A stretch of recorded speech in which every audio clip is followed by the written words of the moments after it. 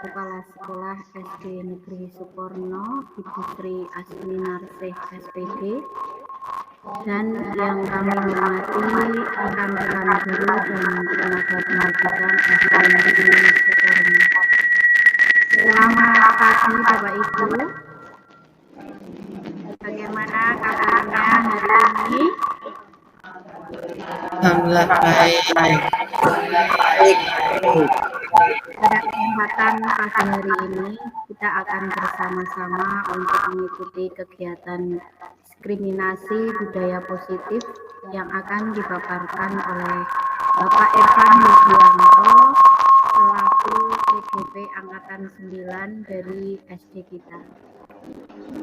Saya, Garcia selaku pembawa acara akan menyampaikan susunan acara pada hari ini, yaitu yang pertama pembukaan, yang kedua sambutan dari Ibu Kepala Sekolah SD Negeri Sukorno, yang ketiga pemaparan penerapan budaya positif di kelas dalam pembelajaran, yang keempat tanggapan dan umpan balik dan refleksi, yang terakhir yaitu adalah penutup. Semoga acara ini dapat berjalan dengan lancar dan berguna bagi kita semua serta untuk peserta didik. Acara yang pertama yaitu pembukaan. Marilah acara kita buka dengan bacaan basmalah bersama-sama. Bismillahirrahmanirrahim. Acara yang kedua yaitu sambutan dari Ibu Kepala Sekolah SD Negeri Sukorno kepada Ibu Sri Asmi Narsih, kami persilahkan.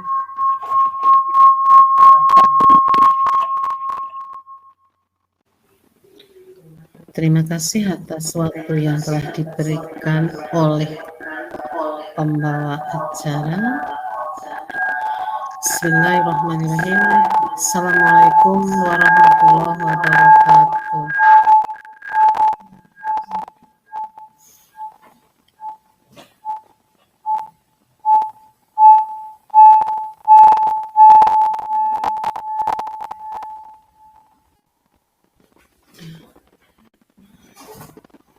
Baik Bapak Ibu, pada hari ini Sabtu tanggal 28 Oktober tahun 2023 bertepatan dengan peringatan Hari Sumpah Pemuda. Marilah dengan semangat Sumpah Pemuda kita gelorakan semangat kita dalam melaksanakan proses pembelajaran sehari-hari di kelas bersama siswa. Pertama, mari kita panjatkan puji syukur kepada Allah Subhanahu wa taala yang sampai hari ini, detik ini masih memberikan kenikmatan yang tiada tara pada kita semua, sehingga kita semua dalam keadaan sehat walafiat, tidak kurang suatu apa. Tak lupa salawat dan salam kita sanjungkan ke Nabi Muhammad SAW yang selalu kita nantikan syafaatnya. Semoga kita menjadi umatnya yang mendapat syafaatnya dari dunia sampai di akhirat nanti. Amin. Bapak Ibu, hari ini bertepatan dengan peringatan Sumpah Pemuda. Ada teman kita yang akan menyampaikan paparannya tentang penerapan budaya positif dalam pembelajaran. Tentunya hal-hal yang positif baik di masa lalu, di masa sekarang, dan yang akan datang tentunya akan kita gunakan dalam pembelajaran sehari-hari dan dalam kehidupan kita sehari-hari. Untuk itu, acara hari ini yang merupakan bentuk diseminasi ataupun pengimbasan, penularan atau sebagainya itu akan disampaikan oleh Pak Irfan Yudianto selaku CGP Angkatan 9 untuk memenuhi tugasnya dalam kegiatan di CGP. Semua menginspirasi buat Bapak Ibu semua untuk bisa menjadi CGP di masa yang akan datang dan juga bisa menyerap ilmu di CGP ini meskipun belum menjadi CGP. Karena ilmu dalam CGP itu sangat erat kaitannya dengan proses belajar mengajar, termasuk budaya positif dalam pembelajaran. Nah, apa saja budaya positif dalam pembelajaran itu nanti akan disampaikan oleh Pak Irfan dan Bapak Ibu nanti bisa bertanya, berbagi, curhat atau sharing dan sebagainya tentang budaya positif dalam pembelajaran. Mari kita ikuti apa yang akan disampaikan oleh Pak Irfan. Silahkan nanti Bapak Ibu jika akan bertanya tekan tombol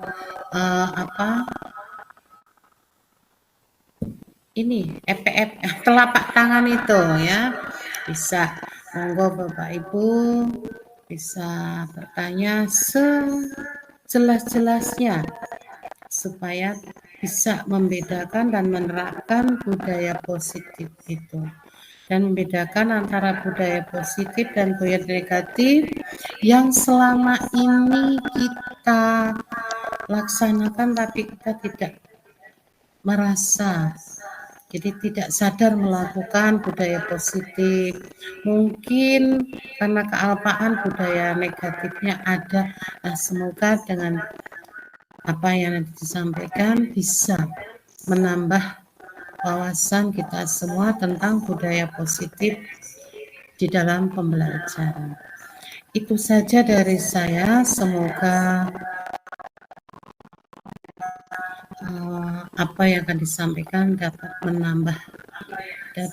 menjadi inspirasi bagi Bapak Ibu semua. Demikian dari saya. Assalamualaikum warahmatullahi wabarakatuh.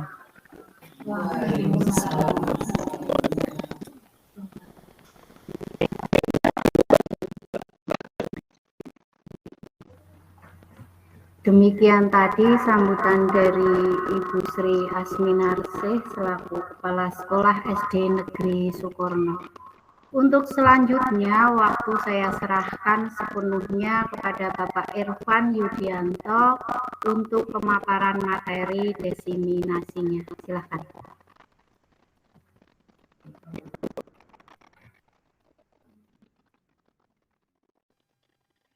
Assalamualaikum warahmatullahi wabarakatuh. Yang terhormat Ibu Kepala SD Negeri Sukorno, Bu Sri Asminarsih SPD, dan yang kami hormati rekan-rekan guru dan tenaga kependidikan SD Negeri Sukorno. Terima kasih atas waktu yang diberikan kepada saya. Selamat pagi Bapak Ibu. Sebelumnya saya ucapkan terima kasih atas kerelaan waktu dari Bapak Ibu semua yang tentunya punya banyak kesibukan, punya banyak pekerjaan, namun disempatkan untuk hadir secara daring di acara kami ini. Terima kasih sekali lagi dan mohon maaf bila nanti apa yang akan saya sampaikan ini ada kekurangannya. Bapak dan Ibu, sebelum melangkah ke pemaparan materi yang akan saya sampaikan pada hari ini, saya ingin memohon terlebih dahulu karena nanti di sini saya tidak bermaksud sama sekali untuk menggurui Bapak dan Ibu. Namun di sini saya hanya ingin berniat baik untuk berbagi pemahaman, berbagi pengetahuan, dan berbagi pengalaman atas apa yang sudah saya dapatkan pada program pendidikan calon guru penggerak yang saya sedang jalani pada saat ini. Izin touchscreen Bapak Ibu. Baik Bapak dan Ibu, berbicara tentang budaya positif, di sini konsep utama yang akan kita bahas dalam budaya ada 6, yaitu yang pertama pembelajaran dengan paradigma baru, yang kedua adalah disiplin positif, yang ketiga kebutuhan dasar manusia, yang keempat adalah keyakinan kelas, yang kelima posisi kontrol, dan yang keenam segitiga restitusi.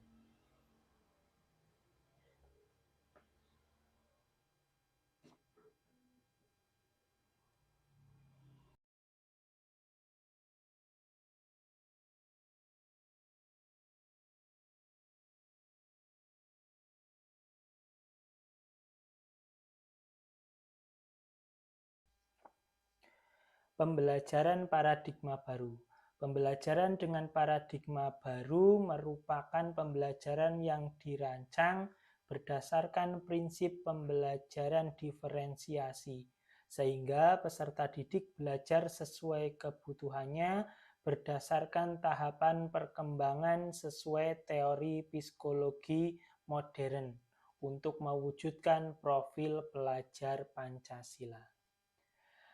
Bapak Ibu, selanjutnya di sini kita akan memahami tentang apa itu budaya positif. Langsung saja Bapak Ibu, budaya positif di sekolah itu sangatlah penting untuk mengembangkan peserta didik agar meningkatkan peserta didik yang memiliki karakter kuat dan berakhlak sesuai dengan profil pelajar Pancasila. Itu seperti dicetuskan sebagai pedoman untuk pendidikan di Indonesia. Budaya positif dapat dibangun dengan syarat sekolah perlu menyediakan tempat-tempat atau lingkungan yang positif juga, aman dan nyaman agar peserta didik mampu berpikir, bertindak, dan mencipta secara merdeka, mandiri, dan bertanggung jawab. Nah, salah satu strategi yang perlu ditinjau ulang adalah penerapan disiplin yang selama ini dijalankan di sekolah. Kesadaran akan penerapan disiplin di sekolah itu berdasarkan motivasi internal, di mana pembiasaan positif yang diterapkan bukan hanya disiplin positif saja, namun masih menganut sistem penghargaan dan hukuman. Bagaimana budaya positif itu dapat dijelaskan? Bagaimana budaya positif itu di sekolah bisa berkembang menjadi karakter semua warga sekolah. Dan bagaimana pendidikan menumbuh kembangkan budaya positif dalam mewujudkan karakter profil pelajar Pancasila, serta bagaimana menerapkan disiplin restitusi di posisi monitor dan manajer dukungan yang positif, aman, dan nyaman itu dapat terwujud. Nah, nanti akan secara bersama-sama dapat menjawab semua pertanyaan yang tadi saya sampaikan. Pembelajaran dengan paradigma baru, pembelajaran paradigma baru atau kurikulum merdeka itu merupakan pembelajaran yang berorientasi pada penguatan kompetensi dan pengembangan karakter yang sesuai dengan dimensi profil pelajar Pancasila. Seperti yang sudah kita ketahui bahwa tahun kemarin baru kelas 1 dan kelas 4 yang sudah melaksanakan kurikulum merdeka. Untuk tahun ini kita melaksanakannya juga di kelas 2 dan 5. Bapak, Ibu, jadi tiap tahun semakin meningkat tingkatannya, yaitu fase A kelas 1 dan 2, fase B kelas 4, serta fase C kelas 5. Adapun yang menjadi tujuan dalam budaya positif ini adalah sebagai berikut. Terwujudnya visi sekolah terbentuknya karakter disiplin yang kuat, menumbuhkan dan menguatkan karakter positif melalui pembiasaan-pembiasaan yang positif. Menumbuhkan karakter profil pelajar Pancasila yang yaitu pelajar sepanjang hayat yang memiliki kompetensi global, berperilaku sesuai dengan nilai-nilai dalam Pancasila, dan terakhir, menguatkan peran sebagai guru penggerak melalui penerapan restitusi dan menanamkan disiplin positif pada siswa.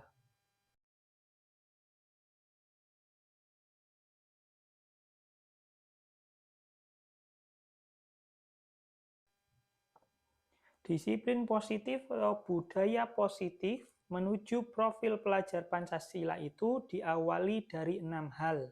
1. Perubahan paradigma stimulus respon. 2. Konsep disiplin positif. 3. Keyakinan kelas. 4. Pemenuhan kebutuhan dasar manusia. 5. Posisi kontrol. Dan 6. Restitusi. Jadi, budaya positif itu merupakan suatu pembiasaan yang bernilai positif, yang di dalamnya terkandung nilai-nilai kebajikan yang diyakini mampu menumbuhkan motivasi secara intrinsik dari warga sekolah maupun anggota masyarakat. Budaya positif perlu sekali dikenalkan dan ditetapkan sejak dini. Namun, banyak orang yang memaknai sebagai sesuatu yang dilakukan seseorang pada orang lain untuk mendapatkan kepatuhan dan memiliki kecenderungan ketidaknyamanan, sering dihubungkan dengan tata tertib yang berkaitan dengan sanksi dan hukuman bagi yang melanggarnya. Adapun definisi kata merdeka menurut Ki Hajar Dewantara adalah merdeka itu berarti bebas, tidak hanya terlepas dari perintah akan tetapi cakap untuk memerintah diri sendiri.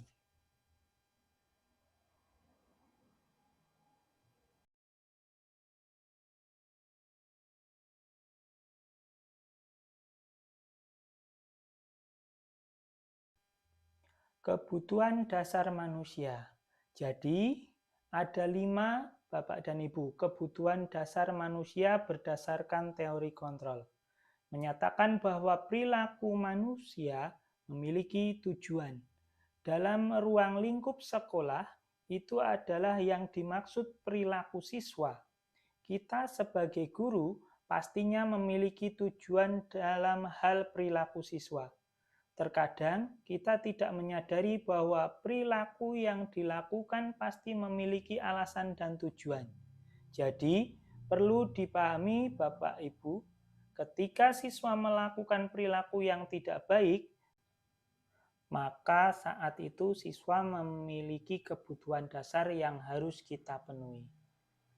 Yaitu yang pertama kebutuhan bertahan hidup, yang kedua kebutuhan cinta dan kasih sayang, yang ketiga kebutuhan penguasaan, yang keempat kebutuhan kebebasan, dan yang kelima kebutuhan akan kesenangan.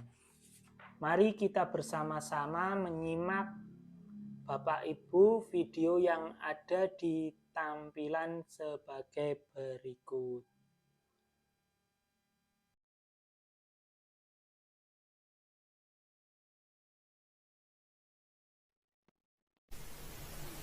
Halo semuanya, di video kali ini Miss akan membahas tentang kebutuhan dasar manusia.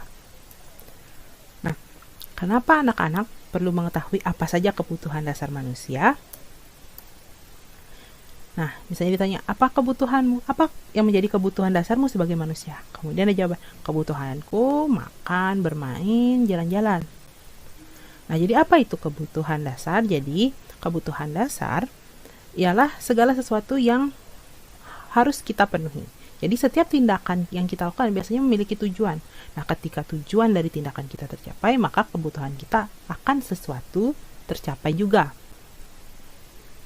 Contoh, misalnya, Kenapa anak-anak mengambil makanan teman? Oh, karena lapar. Ketika kalian lapar, kalian makan, maka kebutuhan kalian terhadap makanan tersebut terpenuhi. Kenapa harus makan? Ya karena saya harus hidup, seperti itu. Berikutnya. Nah, di sini ada cerita, ya. Jadi cerita ini tentang seorang anak. Nah, temannya di sini berkata, "Duh, kamu ini tadi terlambat, gangguin teman, sekarang buang sampah sembarangan. Aduh, Bom-Bom selalu saja buat gaduh, padahal sudah sering dinasihati guru." Nah, nama anak yang berbuat gaduh itu namanya Bom-Bom. Kemudian Bom-Bom berkata, "Ya deh, maaf, lain kali tidak aku ulangi." Nah, kira-kira kenapa Bom-Bom melakukan tindakan tersebut? Anak-anak tadi ingat, setiap tindakan yang kita lakukan memiliki tujuan. Kira-kira apa tujuan Bom-Bom? Kenapa dia terlambat, mengganggu temannya, dan buang sampah sembarangan? Nah, kebutuhan dasar apa yang tidak terpenuhi sehingga Bom-Bom harus melakukan hal-hal tersebut? Kita cari tahu sekarang. Nah, jadi anak-anak, ada 5 kebutuhan dasar manusia. Yang pertama, di sini survival, kotak lingkaran tengah. Survival artinya kebutuhan untuk bertahan hidup. Kemudian ada juga kebutuhan dasar akan rasa cinta kasih sayang, belonging. Kemudian ada kebutuhan dasar akan kekuasaan atau pengakuan, power. Kemudian ada juga kebutuhan dasar akan kesenangan, fun. Dan yang terakhir adalah kebutuhan dasar akan kebebasan, freedom. Ya. Nah, berikut penjelasan dari masing-masing poin 5 kebutuhan dasar manusia. Yang pertama, survival atau kebutuhan bertahan hidup. Nah, setiap orang kalau ditanya, apa kebutuhanmu untuk bertahan hidup? Pasti makan, minum, sehat, kemudian punya rumah, kemudian merasa aman. Kalau tidak merasa aman, kita susah bertahan hidup. Contoh, kalau misalnya di situasi atau di tempat yang sering ada perang, orangnya tidak merasa aman, maka kebutuhan untuk bertahan hidupnya akan tinggi. Mereka harus mencari bagaimana caranya untuk bertahan hidup, seperti itu. Ketika merasa nyaman, maka kebutuhan bertahan hidup itu sudah terpenuhi.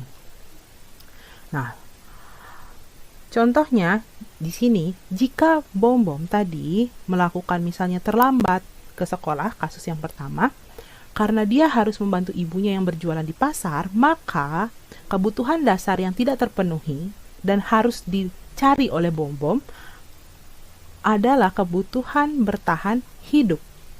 Kenapa? Karena dia harus membantu ibunya dulu berjualan di pasar supaya dapat uang, bisa beli makanan dan tidak kelaparan. Jadi ada tindakan atau ada penyebab di balik tindakan Bom-Bom terlambat ke sekolah. Seperti itu. Nah, berikutnya yang kedua adalah kebutuhan akan kasih sayang atau belonging. Contohnya seperti apa? Rasa menyayangi dan disayangi, memberi dan menerima perhatian, perasaan diterima dalam lingkungan, baik itu keluarga, sekolah maupun masyarakat, dan rasa menjadi bagian dari kelompok.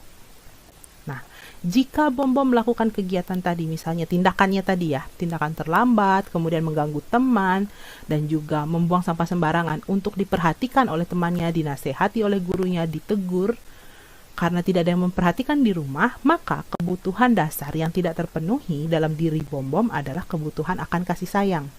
Dia berharap jika dia melakukan tindakan tersebut, terlambat, terus mengganggu temannya, dan juga membuang sampah sembarangan, guru akan memanggil orang tuanya. Jadi orang tuanya akan lebih memperhatikan Bom-Bom.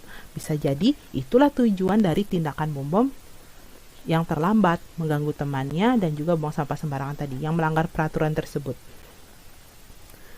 Nah, bagaimana jika misalnya jika Bom-Bom sudah memiliki perhatian tersebut, maka kebutuhan akan kasih sayangnya sudah terpenuhi. Lalu, yang ketiga adalah kebutuhan akan kekuasaan atau pengakuan, power. Seperti apa contohnya? Yang pertama, merasa diakui prestasi dan kemampuannya, didengar dan merasa berharga, dihormati, dipercayai, dan dapat memberi pengaruh kepada orang lain. Nah, jika misalnya Bom-bom melakukan tindakan tadi untuk membuat temannya misalnya, kenapa kamu ganggu teman? Dan temannya akhirnya takut, maka di sana bom-bom memiliki kebutuhan akan kekuasaan, membuat temannya takut dan tidak berani melaporkan dia. Misalnya seperti itu. Contoh positif dari kebutuhan akan kekuasaan atau pengakuan ini, misalnya ketika anak-anak benar menjawab pertanyaan dari guru, kemudian gurunya mengapresiasi dengan bilang, ah kamu pintar, bagus, keren. Nah, di sana ada rasa senang. Ketika anak senang, merasa diakui, itulah kebutuhan kekuasaan atau pengakuannya sudah terpenuhi. Lalu, di sini yang keempat adalah kebutuhan dasar akan kesenangan atau fun. Nah, apa saja contohnya? Nah, contohnya adalah kebutuhan dasar akan kesenangan ini bisa dalam bentuk bermain, kemudian iseng menjahili teman. Jadi senang anak-anak melihat ketika temannya ekspresinya lucu, mungkin karena kalian isengi atau jahili seperti itu. Suka bercanda, suka melucu, kemudian menikmati apa yang dilakukan. Ketika anak-anak melakukan sesuatu karena diperintah, disuruh, dipaksa, maka di sana tidak akan ada kesenangan. Jadi anak-anak akan mencari kesenangannya. Contoh, Bom-bom anaknya jahil, suka sekali mengganggu temannya. Itu alasan kenapa dia mengganggu temannya, untuk melihat ekspresi temannya yang lucu ketika dijahili. Maka kebutuhan dasar yang ingin dipenuhi oleh Bom-bom adalah kebutuhan akan kesenangan atau fun. Yang terakhir adalah kebutuhan akan kebebasan atau freedom. Tidak ada manusia satupun yang suka dikekang. Ya, semuanya ingin merdeka istilahnya. Nah, seperti apa? Yang pertama, ingin mandiri. Bisa menentukan sendiri, memiliki pilihan, tidak ditentukan oleh orang lain untuk ini itu. Kemudian, nah ini, tidak dikekang orang lain. Artinya diatur dan suka mencoba. Nah, contoh di sini, kebutuhan akan kebebasan. Jika misalnya Bom-bom adalah anak yang tidak suka mengikuti aturan, dia tidak suka misalnya buang sampah pada tempatnya. Dia sukanya buang sampah, ya udah di mana suka-suka dia. Maka di sana yang ingin dipenuhi oleh Bom-bom adalah kebutuhan akan kebebasan. Sayangnya tindakan Bom-bom ini negatif. Contoh positif dari kebutuhan akan kebebasan misalnya mandiri. Ketika anak-anak misalnya diatur harus belajar jam 9 pagi, padahal anak-anak pengennya belajar jam 11 siang. Kenapa jam 9 pagi tidak mau? Karena saya masih ngantuk. Jam 11 baru saya bisa belajar dengan fokus seperti itu. Nah, ketika anak memiliki pilihan, bisa milih untuk belajar jam 11, di sana anak-anak sudah bisa memenuhi kebutuhan anak-anak akan kebebasan. Seperti itu. Tidak dikekang, tidak diatur oleh orang lain. Nah, jadi itu tadi 5 kebutuhan dasar manusia, mulai dari kebutuhan dasar akan bertahan hidup, survival, kemudian kebutuhan dasar akan rasa kasih sayang atau belonging, kemudian rasa kebutuhan dasar untuk merasa diakui, pengakuan, power, kemudian juga kebutuhan dasar akan kesenangan, fun, dan yang terakhir tadi kebutuhan dasar akan kebebasan atau freedom. Nah, lalu bagaimana ketika anak-anak belajar? Apakah harus ada aspek atau poin dari 5 kebutuhan dasar itu yang dipenuhi?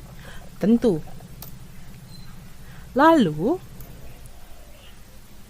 secara pribadi, anak-anak masing-masing, menurut anak-anak, diri anak-anak, ya, apa kebutuhan dasar yang belum terpenuhi saat anak-anak belajar dan yang sudah terpenuhi saat belajar? Mungkin akan ada perbedaan kebutuhan dasar yang anak-anak belum maupun sudah penuhi saat belajar. Jadi mungkin Ayu misalnya, yang belum terpenuhi adalah rasa kesenangan. Kenapa? Karena pelajarannya membosankan. Sedangkan yang sudah terpenuhi apa? Pengakuan. Jadi setiap dia misalnya menjawab, diberikan apresiasi oleh guru dan teman-temannya. Gitu. Sedangkan misalnya Putra, kebutuhan dasarnya lain. Ternyata yang belum terpenuhi malah sebaliknya. Pengakuan. Kenapa? Karena setiap dia bisa menjawab, gurunya tidak memberikan apresiasi apapun. Tidak bilang, misalnya, wah bagus, pintar, gitu. Kemudian sedangkan yang sudah terpenuhi adalah, misalnya adalah rasa kesenangannya. Kenapa? Karena pembelajarannya menyenangkan sih, cuma gurunya kurang apresiasi gitu. Jadi setiap anak-anak akan memiliki perbedaan kebutuhan dasar yang belum maupun sudah dipenuhi ketika mereka belajar.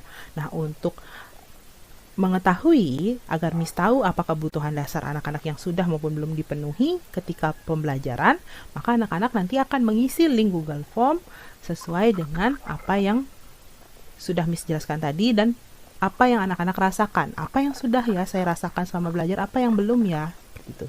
Oke, nah jadi demikian video kali ini tentang kebutuhan dasar manusia. Sampai berjumpa di video berikutnya. Itu tadi video terlengkapnya tentang kebutuhan dasar manusia. Jadi yang tadi kita maksud adalah perilaku manusia memiliki tujuan dan dalam ruang lingkup sekolah, yaitu tujuannya tentang perilaku siswa. Jika 5 kebutuhan dasar manusia itu terpenuhi pada murid, pasti tujuan kita sebagai pendidik di sekolah juga akan tercapai. Nah, selanjutnya motivasi perilaku manusia menurut Diane Gossel. Dalam bukunya Restituting School Discipline menyatakan ada 3 alasan motivasi perilaku manusia. Jadi, kenapa manusia punya perilaku itu ada 3 alasan. Yang pertama, untuk menghindari ketidaknyamanan atau hukuman. Yang kedua, untuk mendapatkan imbalan atau penghargaan dari orang lain. Yang ketiga, untuk menjadi orang yang mereka inginkan dan menghargai diri sendiri. Dengan nilai-nilai yang mereka percaya, dari ketiga motivasi perilaku manusia dalam mewujudkan disiplin positif itu, yang harus ditanamkan dalam murid-murid adalah motivasi yang keberapa, Bapak Ibu? Ya, yang ketiga, karena dengan memiliki motivasi tersebut, mereka telah memiliki motivasi intrinsik yang berdampak jangka panjang. Motivasi yang tidak akan terpengaruh pada adanya hukuman.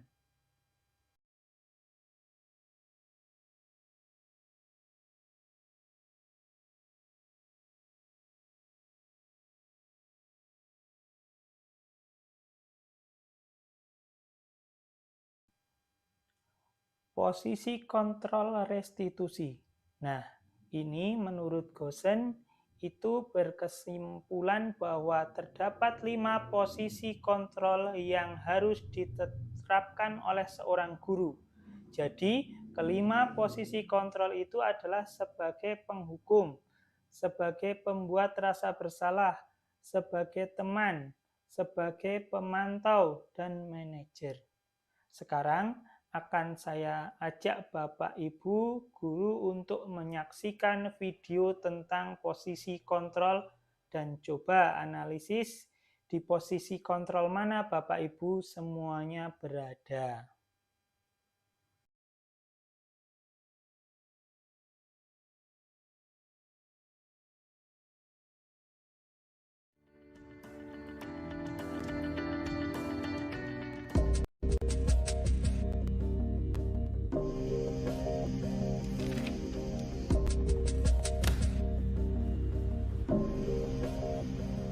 Naren! Sini kamu! Selamat pagi, Bu. Selalu terlambat.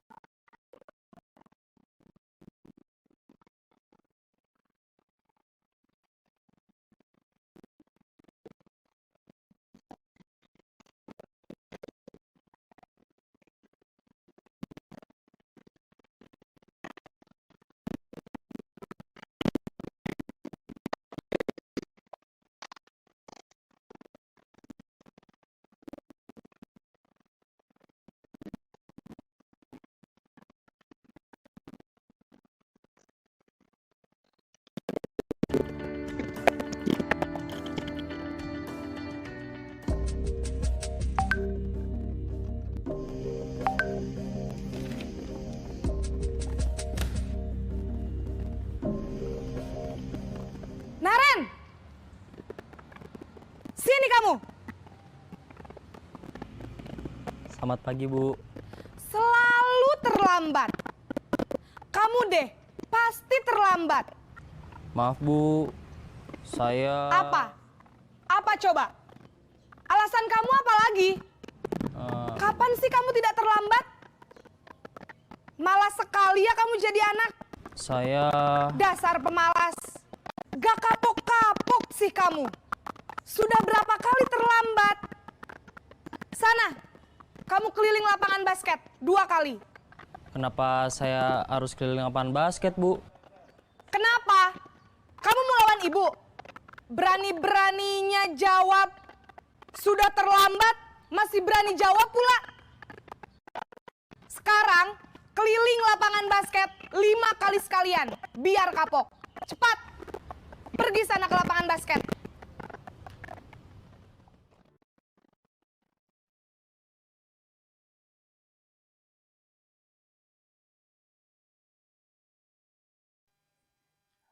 Dalam video tadi, guru memposisikan sebagai apa Bapak Ibu? Ya, penghukum. Jadi, seorang penghukum itu biasanya menggunakan hukuman fisik atau verbal yang biasanya dilakukan penghukum menghardik, menunjuk-nunjuk, menyakiti, bahkan menyindir. Dampak pada murid dari seorang penghukum itu adalah perilaku kontrol negatif. Jadi seperti murid akan mengulangi kesalahan berulang kali, menjadikan perilakunya agresif. Lanjut ke video yang kedua.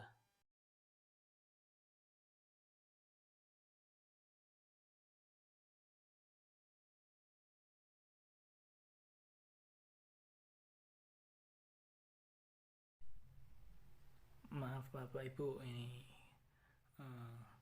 ini yang pertama ya tadi ya. Ya, maaf. Sebentar. Selamat pagi, Bu. Selalu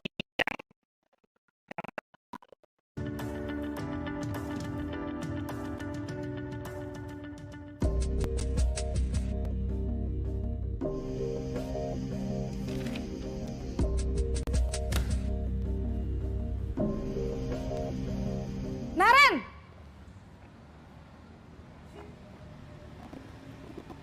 Selamat pagi, Bu. Naren, kamu kenapa terlambat lagi, nak? Ya Tuhan, Naren. Kamu senang ya bikin ibu susah ya? Kalau kamu terlambat lagi, nanti ibu yang ditegur bapak kepala sekolah, nak. Disangka ibu tidak bisa membina kamu. Duh, gimana ini? Maaf, Bu. Duh, Gusti Naren.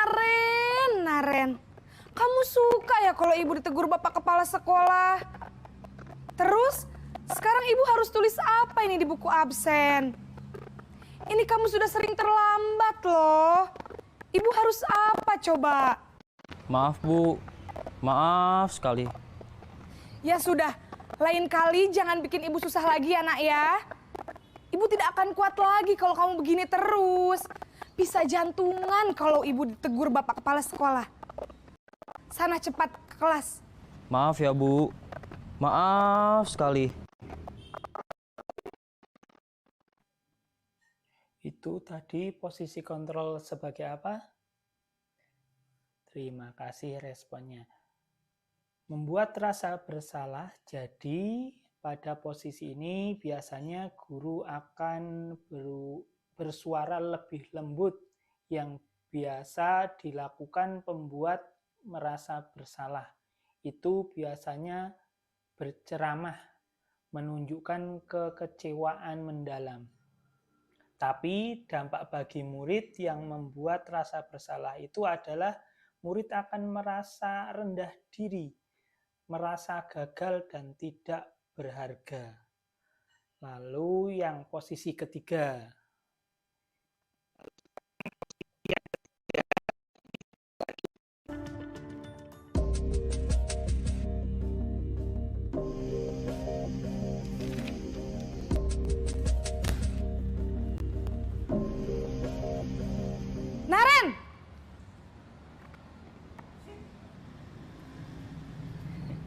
Selamat pagi, Bu.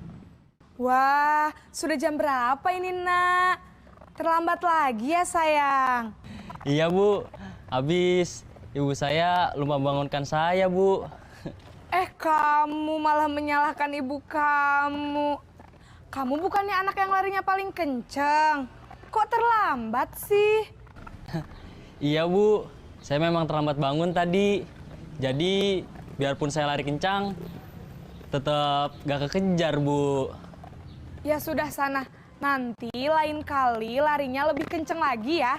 Biar gak terlambat lagi. Bikin seneng ibu. Demi ibu. Bisa kan? Bisa lah, Bu. Ya sudah sana masuk kelas. Ibu beresin urusan absen kamu. Kamu ini ada-ada saja. Jadi posisi yang ketiga adalah sebagai teman. Jadi pada posisi ini tidak akan menyakiti murid, namun selalu berupaya mengontrol. Mengontrol murid melalui pendekatan persuasi yang biasa dilakukan sebagai teman. Maksudnya guru sebagai teman itu adalah membuat alasan-alasan untuk murid-muridnya. Dampak pada murid itu, murid akan tergantung, tidak mandiri, dan tidak bisa memutuskan keputusannya sendiri. Lanjut ke video yang keempat.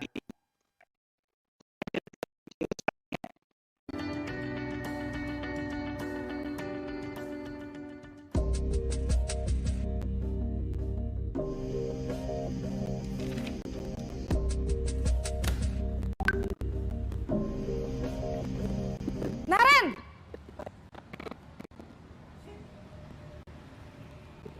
Selamat pagi, Bu. Naren, apa peraturan sekolah kita tentang jam berapa kita harus masuk sekolah, Nak? Kita harus di sekolah jam 7, Bu. Iya, betul. Sekarang sudah jam 7.20. Naren sudah tahu konsekuensinya jika terlambat hadir. Paham, Bu. Saya harus tinggal kelas pas jam istirahat selama 20 menit. Iya, benar. Konsekuensinya demikian. Jadi nanti jam 9.30 pas istirahat, kamu harus tinggal di kelas, kerjakan tugas tambahan untuk ketertinggalan kamu, ya? Baik, Bu.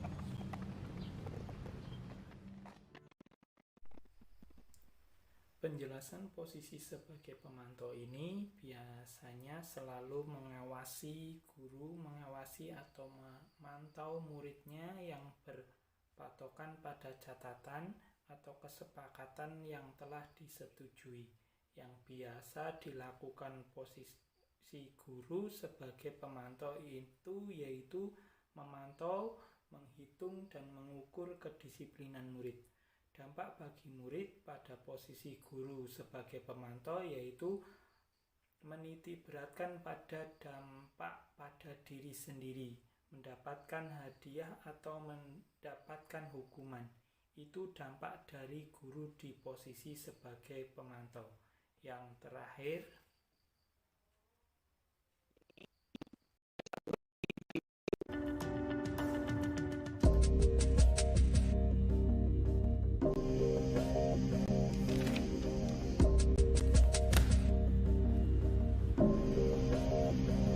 Naren!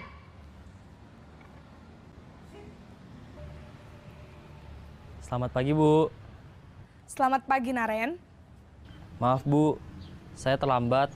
Iya, sekolah masuknya jam 7, sekarang sudah jam 7.20. Jadi sekarang bagaimana ini, Naren? Maaf, Bu. Saya lupa setel alarm saya semalam. Baiklah, menurut kamu, keyakinan sekolah yang mana yang perlu kamu tingkatkan? Menghargai diri sendiri dan orang lain mungkin ya, Bu. Setuju. Jadi, apakah Naren meyakini prinsip saling menghormati tersebut? Iya, Bu. Saya meyakininya. Apakah Naren bersedia memperbaiki masalah keterlambatan ini? Bersedia, Bu. Bagaimana kamu akan perbaiki masalah keterlambatan ini? Saya akan coba untuk tidak lupa menyetel alarm saya, Bu. Baik, kalau Naren lupa menyetel alarm di rumah, ada orang yang kira-kira bisa bantu mengingatkan tidak? Ada, Bu. Kakak saya, Kak Ema. Ada lagi selain Kak Ema? Selain Kak Ema, ada ibu saya. Baik, jadi yang mengingatkan Naren adalah Kak Emma dan ibu kamu ya? Kira-kira akan mulai setel alarm kapan nih Naren? Setelah pulang sekolah, akan segera saya lakukan. Baik, jadi Naren akan setel alarm untuk bangun besok pagi dan akan diingatkan oleh kakak dan ibunda Naren ya. Ada lagi yang mungkin perlu dilakukan Naren? Agar tidak terlambat bangun lagi. Tidak ada, Bu. Baik Naren, terima kasih untuk kerjasama kamu. Sekarang kamu perlu kembali ke kelas untuk belajar. Baik, Bu. Terima kasih. Itu posisi yang terakhir adalah guru sebagai manajer. Seorang manajer itu telah memiliki keterampilan di posisi teman maupun pemantau dan dengan demikian bisa jadi di waktu-waktu tertentu kembali ke posisi tersebut. Bisa diperlukan guru pada posisi manajer itu biasanya berbuat sesuatu bersama murid, mempersilahkan murid mempertanggungjawabkan perilakunya, mendukung murid agar dapat menemukan solusi atas permasalahannya sendiri.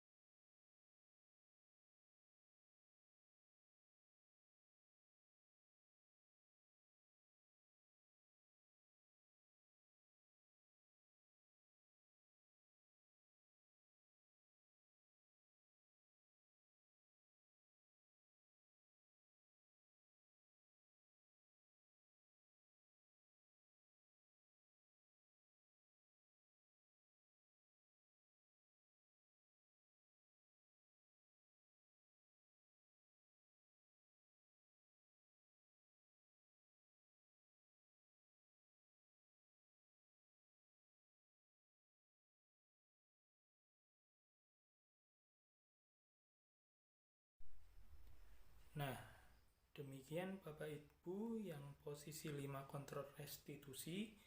Misalkan dari kelima posisi kontrol di atas, apabila kita menginginkan murid-murid kita ke depannya menjadi murid yang merdeka, mandiri, dan bertanggung jawab, serta tumbuh motivasi intrinsik dalam diri mereka, maka kita perlu menerapkan restitusi yang dapat mengarahkan menjadi murid kita sebagai seorang manajer.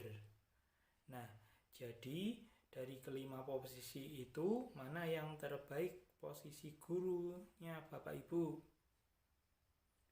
Baik sekali Bapak Ibu.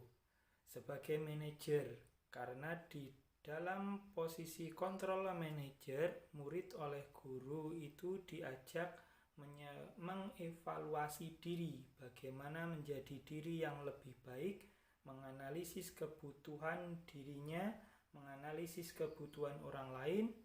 Nah, di sini penekanan bukan pada kemampuan memberikan konsekuensi kepada murid, melainkan guru dapat berkolaborasi dengan murid untuk memperbaiki kesalahan yang ada.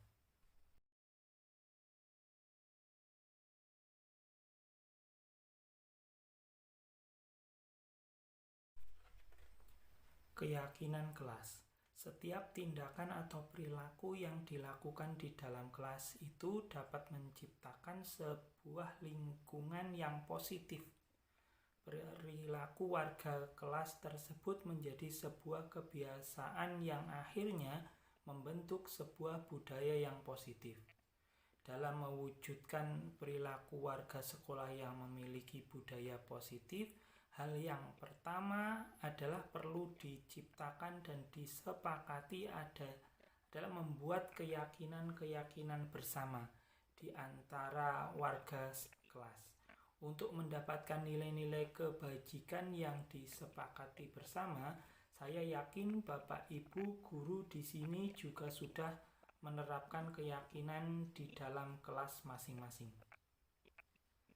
Bapak Ibu, kira-kira keyakinan kelas seperti apa yang sudah dilakukan bersama di kelas Bapak Ibu?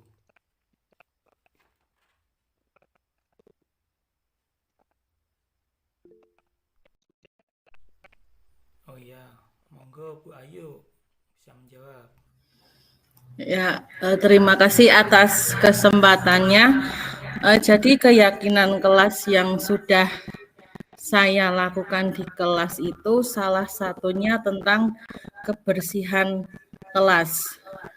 Nah, jadi pembelajaran akan dimulai jika ruang kelas itu sudah bersih, sehingga anak-anak itu bisa berpikir kritis, kenapa kok Bu Guru belum memulai pembelajaran. Nah, ternyata alasannya yaitu kelas masih kotor, seperti itu. Terima kasih atas contoh keyakinan yang sudah disampaikan. Di kelas lainnya mungkin juga seperti itu, memiliki keyakinan kelas masing-masing. Jadi, dengan keyakinan itu murid-murid memiliki nilai-nilai kebajikan agar menerapkannya di dalam kelas. Ini beberapa contoh dari keyakinan kelas yang sudah saya lakukan bersama di kelas 5 pada tahun ini. Ini dokumennya.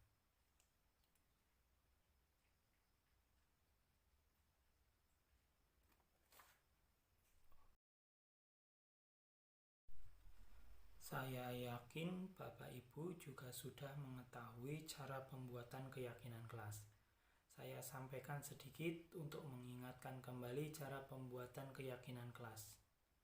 Langkah yang dilakukan pertama adalah pembuatan keyakinan kelas dimulai dari yang tidak bersifat lebih abstrak. Terus keyakinan kelas dituliskan berupa pertanyaan yang universal. Jadi kita tanyakan kepada murid pertanyaan-pertanyaan seperti misalnya, kira-kira kalau misalkan kita punya kelas yang kotor, kita harus bagaimana ya? Lalu yang ketiga, keyakinan kelas hendaknya tidak terlalu banyak. Nanti kalau terlalu banyak itu malah tidak mudah dilaksanakan. Kalau keyakinan kelas banyak itu malah jadi lupa. Lalu sesuai dengan kondisinya. Nah, ini contoh kata-kata keyakinan kelas yang sudah dibuat di kelas 5. Setiap anggota kelas perlu belajar dengan senang, melakukan tugas, saling menghargai dan merasa aman.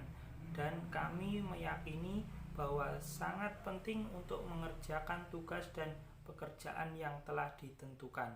Di sini ada kata-kata meyakini. Nah, sekarang kesepakatan dan keyakinan itu perbedaannya apa ya? Coba Bapak Ibu bisa berpendapat dengan raise hand.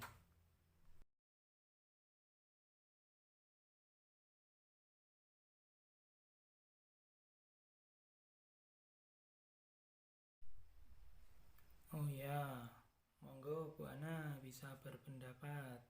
Persilahkan.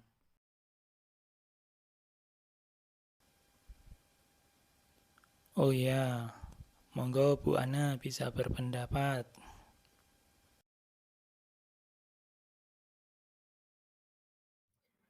Terima kasih kepada Pak Irfan. Saya akan mencoba menanggapi dari pertanyaan tadi. Untuk kesepakatan dan keyakinan, memang sepintas dua kata tersebut memiliki makna yang mungkin mirip. Namun menurut saya kalau kesepakatan itu adalah sesuatu yang ingin kita sepakati saja sehingga tidak mendalam.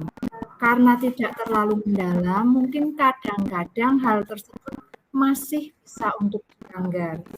Sedangkan keyakinan itu memiliki sesuatu yang diyakini dan dipercayai.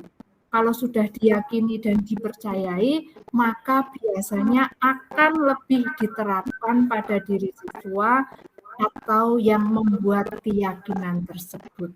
Mungkin seperti itu Pak Irfan, terima kasih. Terima kasih. Betul sekali, jadi yang disampaikan sangat tepat. Keyakinan itu akan lebih memotivasi dirinya dari dalam. Jadi motivasi secara intrinsik seseorang atau murid kita akan lebih tergerak untuk bersemangat menjalani keyakinan tersebut. Bapak dan Ibu, selanjutnya konsep utama budaya positif yaitu segitiga restitusi. Restitusi di sini adalah merupakan proses menciptakan kondisi bagi murid untuk memperbaiki kesalahan mereka sehingga mereka dapat kembali pada kelompok mereka dengan karakter yang kuat. Restitusi bukan untuk menebus kesalahan, melainkan sebuah tawaran goal dan bukan paksaan. Restitusi di sini berfokus pada solusi dan dapat mengembalikan murid yang berbuat kesalahan pada kelompoknya. Di sini Bapak dan Ibu, kegiatan restitusi dimaksudkan apabila ada peserta didik kita yang melanggar keyakinan kelas kita, bagaimana cara kita membantu peserta didik itu untuk memecahkan masalah tersebut sehingga dia tidak melakukan kesalahan tersebut lagi.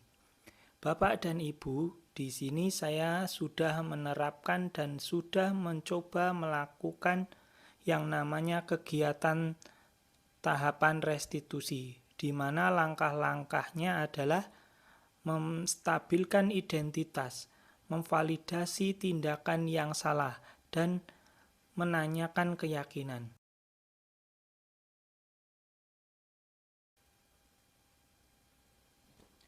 Seperti apa Bapak Ibu? Di sini ada salah satu contoh skenarionya.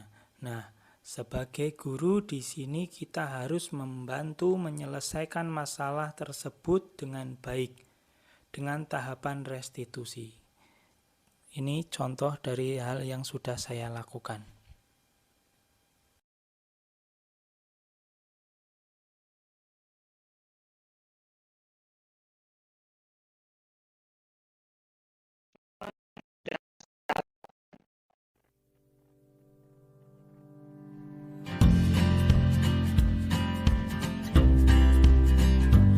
Selamat pagi Dimas, sudah istirahat?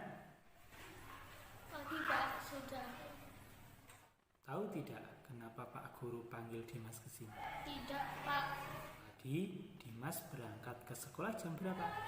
jam 7.15. Di sekolah kita masuknya jam berapa? Jam 7.15. Artinya Dimas datang ke sekolahnya tepat waktu atau terlambat? Terlambat Pak. Ya, terlambat. Ini perbuatan yang baik atau tidak baik? Tidak baik Pak. Tidak baik ya? Setiap manusia pasti pernah berbuat kesalahan, termasuk Pak Irfan. Pak Irfan juga pernah terlambat saat menghadiri sebuah acara. Tapi di sini Pak Irfan bukan mau mencari siapa yang salah, tapi Pak Irfan mau membantu Dimas untuk mencari solusi terhadap masalah keterlambatan Dimas datang ke sekolah. Iya Pak. Dimas pasti punya alasan kenapa terlambat datang ke sekolah. Coba ceritakan sama Pak Irfan. Karena tidurnya kemalaman Pak. Jam berapa Dimas tidur tadi malam? Jam 9 Pak. Tidurnya kemalaman. Itu belajar atau ngapain? Nonton TV sama main handphone Pak. Nonton TV sama main handphone. Akhirnya karena tidurnya kemalaman, bangun jadi kesiangan. Betul? Betul Pak. Baik. Dimas masih ingat dengan keyakinan kelas atau kesepakatan kelas yang sudah dibuat pada pertemuan awal semester lalu? Ingat, Apa itu, Nak? disiplin dan tepat waktu. Dimas yakin tidak? Disiplin dan tepat waktu itu penting untuk kita. Yakin. Baik, sekarang apa yang harus Dimas lakukan supaya Dimas datang ke sekolahnya tidak terlambat? Bisa tepat waktu dan disiplin. Tidur harus lebih awal. Terus apa lagi, Nak? Terus memasang alarm. Pasang alarm. Oke. Tidur lebih awal Jam berapa? Jam 8. Kalau sebelumnya jam 9, sekarang jam 8. Oke. Kemudian apa lagi? Pasang alarm. Baik, pasang alarmnya sebelum salat subuh ya, supaya Dimas bisa melakukan salat subuh. Oke? Dimas sudah tahu apa yang harus dilakukan. Sudah. Kapan mau memulainya? Mulai hari ini. Baik, berarti mulai hari ini Dimas harus melakukan perbuatan itu untuk menjadi lebih baik, menjadi anak yang disiplin dan tepat waktu. Dimas bisa? Bisa. Oke, Dimas pasti bisa menjadi anak yang lebih baik. Sekarang Dimas boleh melanjutkan istirahat. Itulah tadi Bapak dan Ibu tahapan-tahapan restitusi yang sudah saya lakukan di kelas saya. Tahapannya yang saya lakukan adalah menstabilkan identitas peserta didik, di mana menstabilkan identitas ini dengan menanyakan dan memberi gambaran bahwa kesalahan itu tidak hanya Dimas yang melakukannya, jadi semua orang pasti pernah berbuat salah, bahkan Bapak Guru pun pasti pernah berbuat salah. Namun demikian, bagaimana cara kita memvalidasi tindakan yang salah tersebut? Bagaimana cara kita menemukan atau mencari solusi agar Dimas tidak lagi berbuat kesalahan yang sama? Kemudian yang terakhir, tahapannya adalah menanyakan keyakinan. Jadi dari kesepakatan kelas yang sudah kita buat tadi dan kita menempelkannya di kelas kita, bahwa kita sudah meyakini adanya keyakinan kelas, disitulah kita melakukan langkah-langkah segitiga restitusi.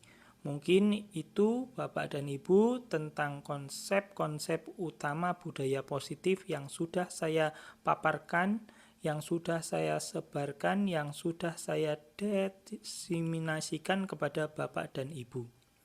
Bapak dan Ibu guru, baik sebagai kesimpulan dari diseminasi pada hari ini, bagaimana budaya positif itu harus dibangun untuk menumbuhkan motivasi internal, melaksanakan disiplin positif bagi murid yang nantinya akan berpengaruh terhadap dorongan visi dan misi sekolah kita. Bagaimana kita membangun budaya positif tentu saja tidak bisa dilakukan sendiri, melainkan seluruh stakeholder yang ada di sekolah kita ini. Yang mana yang dimaksud adalah kepala sekolah, guru, tenaga pendidikan, dan murid itu sendiri. Bahkan dibutuhkan juga dukungan dari luar, yang mana dukungan dari luar itu adalah dukungan orang tua dan komite sekolah. Jadi itulah Bapak dan Ibu sebagai harapan saya pribadi setelah saya memberikan informasi, menyebarkan informasi akan pentingnya budaya-budaya positif, akan pentingnya pembiasaan-pembiasaan positif yang kita lakukan di sekolah ini. Marilah kita bersama-sama belajar secara berproses, bekerja sama dengan baik, bekerja sama dan berkolaborasi dengan baik demi untuk meningkatkan karakter-karakter atau mutu pendidikan di sekolah tercinta kita ini. Bagaimana kita kembali kepada tujuan kita sebagai seorang pendidik untuk menciptakan generasi penerus bangsa yang hebat, yang mandiri, yang memiliki karakter yang kuat sesuai dengan profil pelajar Pancasila. Mungkin seperti itu Bapak dan Ibu. Kita lanjut ke sesi penguatan atau pertanyaan. Monggo, dipersilahkan Bapak Ibu yang mau tanya.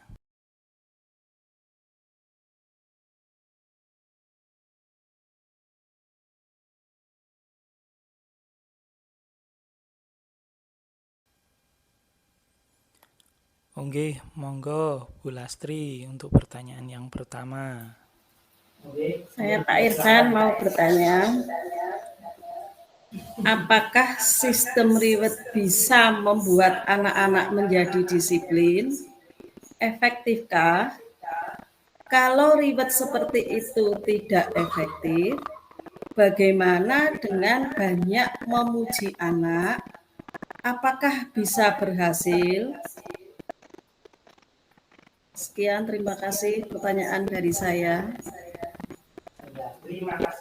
Dalam jangka pendek, reward memang efisien mengubah perilaku dalam jangka pendek, tapi anak tidak melatih motivasi internalnya. Perilakunya dilakukan karena hadiah, bukan tanggung jawab. Memuji anak atau memberi hadiah boleh, asal spontan. Tujuannya untuk mengekspresikan emosi orang tua, bukan untuk memanipulasi dan mengontrol. Memberi dukungan dan hadiah untuk anak tidak dijanjikan di awal sebagai iming-iming perilaku. Tidak menjadi alat tawar agar anak tidak ketergantungan. Yang penting juga adalah dukungan pada anak dilakukan bukan hanya saat ia berhasil atau menang, tapi justru saat gagal, menunjukkan usaha keras.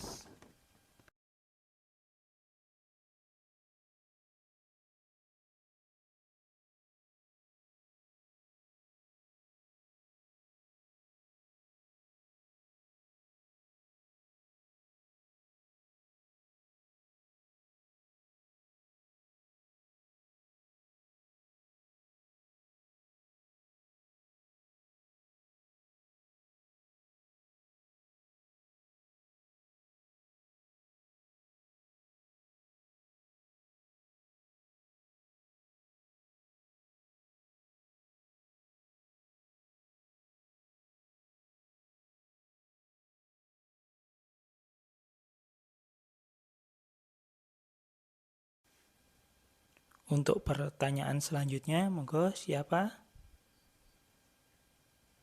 Oh ya, Bu Siti Yubaidah, monggo, saya persilahkan. Ya, terima kasih waktu yang diberikan kepada kami.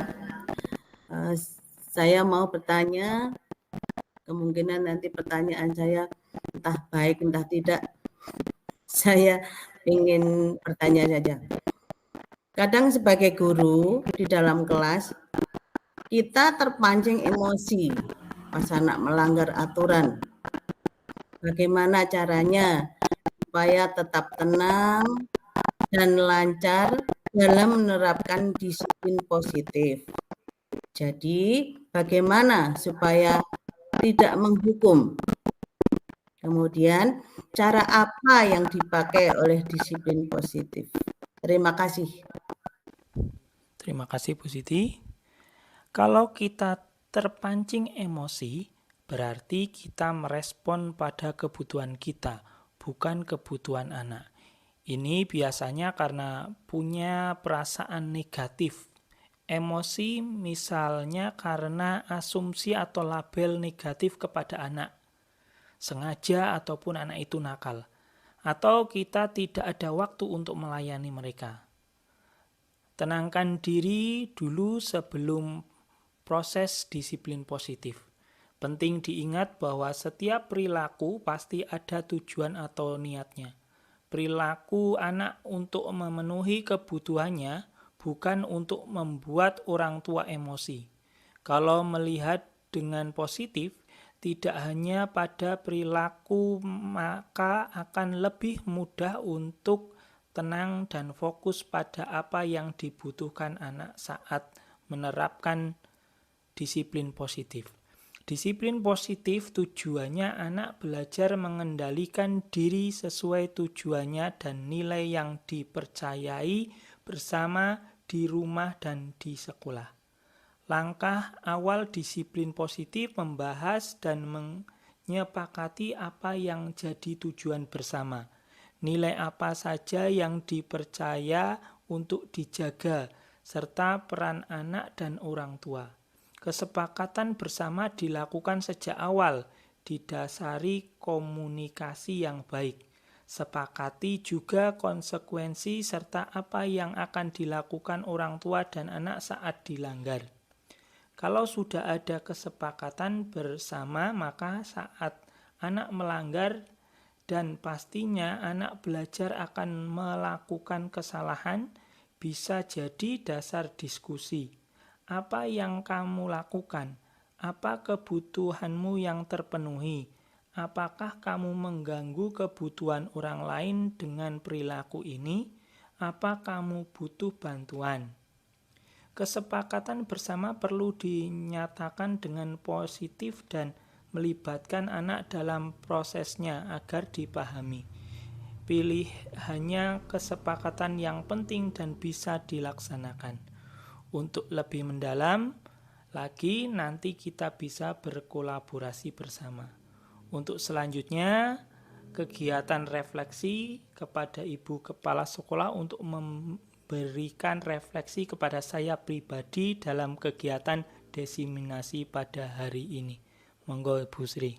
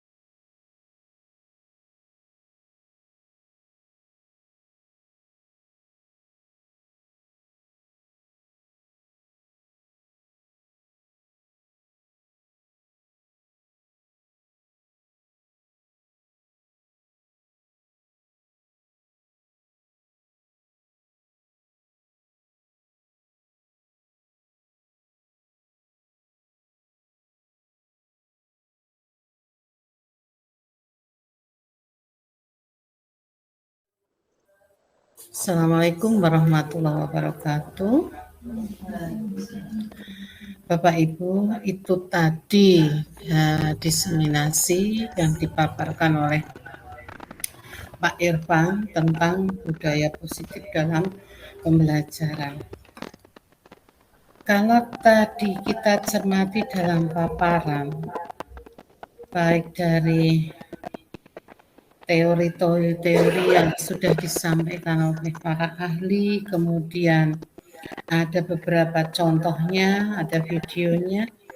Ternyata apa yang kita lakukan itu masih ada yang negatif, tapi ada yang positif. Kenapa? Kita sebagai manusia ya, kalau melihat anak-anak didik kita terkadang timbul langsung emosi marah, itu wajar. Tetapi kita juga selalu menjadi partner dari siswa itu untuk membenahi hal-hal yang negatif yang ada pada diri anak. Dan termasuk itu juga membenahi budaya yang negatif ada pada diri kita. Nah, tadi sudah disampaikan oleh Pak Irfan, saya cermati bahwasanya apa yang ada di dalam tayangan tadi sudah Bapak Ibu melaksanakan di sekolah ini. Sudah dilaksanakan dari keyakinan menjadi kesepakatan. Ya, tadi ada disampaikan kesepakatan dengan keyakinan dipadukan sudah menjadi suatu keyakinan sehingga menimbulkan budaya positif di mana siswa itu akan selalu ingat jika dia melakukan kesalahan atau hal-hal yang tidak sesuai, itu akan segera menyadari.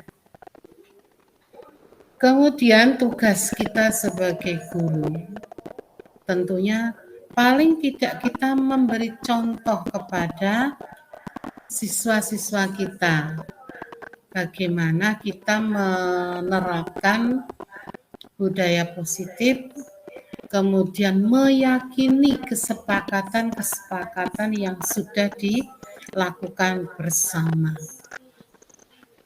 Nah, sekarang saya ingin bertanya, apakah Bapak Ibu dalam menerapkan budaya positif itu sudah sesuai dengan kesepakatan dan keyakinan yang ada di dalam kelas Bapak Ibu masing-masing? Sudah ya? Kemudian tadi Pak Irfan dalam menyampaikan paparannya, apakah di dalam menyampaikan paparan tadi masih ada yang mengganjal untuk disampaikan? Sudah jelas. Sehingga dalam pelaksanaan pembelajaran selanjutnya, saya harap dan kita harap semua bisa membangun budaya positif itu lebih baik lagi dari apa yang sudah disampaikan. Contoh-contohnya itu dapat diterapkan minimal pada diri kita sendiri dulu, kemudian baru pada anak-anak. Untuk Pak Irfan, monggo itu nanti dibangun, dikembangkan lagi keyakinan dan kesepakatan yang ada di dalam sekolah, di dalam kelas pada saat pembelajaran. Memang tidak perlu banyak, karena kalau banyak sering anak bingung, saya sudah melakukan yang mana. Jadi intinya keyakinan itu diambil pada poin-poin yang bisa membangun karakter siswa sesuai profil pelajar Pancasila. Itu dari saya sedikit penekanan dari apa yang disampaikan tadi, bahwasanya tidak semua pujian ataupun hadiah itu akan menjadi manfaat yang baik bagi siswa. Karena apa? Bagi siswa yang mendapat hadiah akan senang, tetapi bagi siswa yang tidak mendapat hadiah akan merasa iri, sedih, ya. Kenapa kok bukan saya seharusnya dapat itu. Ya, akan terjadi gejolak batin di dalam diri mereka. Maka kita harus hati-hati dalam memberikan hadiah, baik itu berupa kata-kata maupun berupa barang-barang, supaya tidak terjadi miskomunikasi, salah dalam menerimanya bagi anak-anak yang tidak bisa mendapat hadiah. Kalau dulu ya ini hadiahnya. Sekarang kita harus lebih hati-hati ya, karena itu akan menjadi bumerang bagi kita. Insya Allah dalam tadi yang sudah disampaikan sudah bagus. Pak Eva menyampaikannya dengan jelas, sesuai dengan contoh-contohnya, baik gambar maupun video, sudah dijelaskan dengan teliti, cermat, dan diterima oleh teman-teman audiensi di sini yang satu persatu bisa mengungkapkan untuk mendapat penjelasan lebih lanjut, dan Pak Irfan sudah dapat menyampaikan, menjelaskan dengan jelas perbedaan dan persamaannya. Semoga ini bisa menjadi momen yang sangat berarti bagi Pak Irfan sendiri khususnya dan Bapak Ibu guru semuanya. Itu saja dari saya, sedikit penetrasi dari kegiatan hari ini. Semoga besok bisa dilaksanakan oleh Bapak Ibu yang lain. Bu, saya ingin menyampaikan presentasi tentang praktik baik Bapak Ibu di kelas. Oke, sekarang Pak Irfan tentang budaya positif dalam pembelajaran. Mungkin Bapak Ibu guru yang lain ada lagi hal-hal yang dalam pembelajaran disampaikan. Itu nggih. Demikian dari saya. Assalamualaikum. Waalaikumsalam warahmatullahi wabarakatuh. Terima kasih kepada Ibu Kepala Sekolah atas refleksi yang diberikan dan terima kasih atas waktu yang Bapak Ibu sisihkan untuk mengikuti kegiatan diseminasi ini. Terakhir, apalah artinya ilmu yang kita miliki, yang kita punya kalau kita tidak mampu untuk membagikannya kepada orang lain. Mungkin seperti itu Bapak dan Ibu, lebih dan kurangnya saya mohon dimaafkan. Semoga kegiatan pada hari ini dapat bermanfaat bagi kita semua. Sekian dan terima kasih. Wassalamualaikum warahmatullahi wabarakatuh. Terima kasih.